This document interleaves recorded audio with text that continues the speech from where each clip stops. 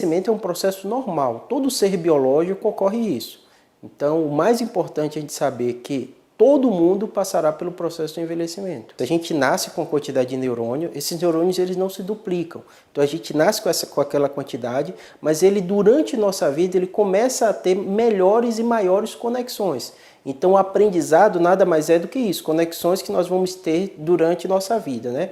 Isso na fase de infância é muito forte, né? Quando a gente vai passando da fase adulta, dos 40 a 50 anos, a gente ocorre naturalmente, com todo mundo vai acontecer isso, um declínio de algumas capacidades. Eu gosto sempre de referir que algumas capacidades elas podem piorar um pouquinho, como a memória. É bem comum as pessoas, né, no envelhecimento reclamarem isso dessa piora da memória, mas por outro lado, algumas habilidades elas melhoram também, né? Como a gente fala o termo dessa capacidade cognitiva de decisão. O paciente com mais vivência, né, ele já passou por diversas experiências e isso é melhorado com o envelhecimento. É bom a gente diferenciar, né? Tudo quando a gente vai vivendo, né, vai modificando, né? Então, o envelhecimento da pele ocorre, da musculatura ocorre, e no cérebro também ocorre. Então, a capacidade de, às vezes, armazenar algumas informações, ela é reduzida, sim, no envelhecimento. A gente precisa diferenciar o que é considerado normal, ou seja, acontece com a maioria das pessoas, do que ocorre de forma patológica. Eu gosto de informar para as pessoas, eu gosto de dizer o seguinte, quando é patológica, geralmente os familiares notam, às vezes o próprio paciente não percebe, né?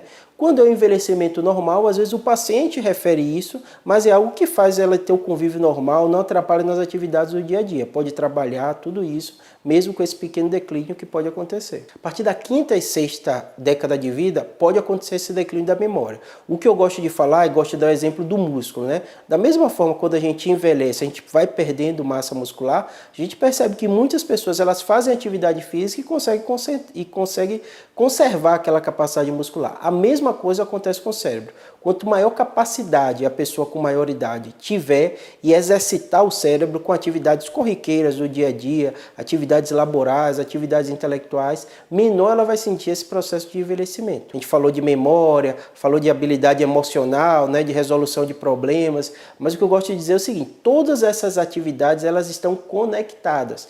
Então a própria atividade física ela envolve sim atividade cerebral, não é só músculo que a gente desenvolve quando pratica atividade física. Então, o convívio, né? Quem vive em família sabe, né? A habilidade como conviver em família, de resolução de problemas a gente tem que ter. Então, todos esses tipos de atividade, alguns pacientes gostam de perguntar qual atividade é melhor. Não existe atividade melhor, existe atividade que a pessoa gosta de fazer e atividades intelectuais, isso sim vai melhorar a capacidade e a pessoa vai sentir menos envelhecimento. O mais clássico que a gente tem é a doença de Alzheimer, né? A principal causa, né? O termo que a gente usa quando a pessoa perde várias capacidades cognitivas, o termo é demência, né? Então, no envelhecimento, a maior causa de demência hoje é a demência relacionada à doença de Alzheimer. O que seria a doença de Alzheimer? Seria uma dificuldade maior da conexão entre os neurônios e isso faz com que a pessoa vai perdendo algumas capacidades e habilidades. A mais comum e mais frequente que a gente nota é a memória, mas outras habilidades, né, comportamental não avançada dessa doença também pode acontecer. A doença de Alzheimer ela tem alguns fundos que a gente diz, algumas causas.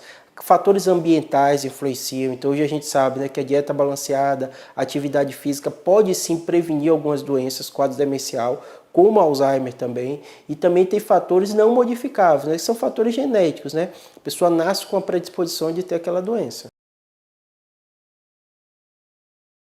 Prevenção. Primeira coisa, o cérebro é um órgão como qualquer outro. Apesar dele ter uma função tão importante, ele precisa de nutrientes, ele precisa de receber sangue.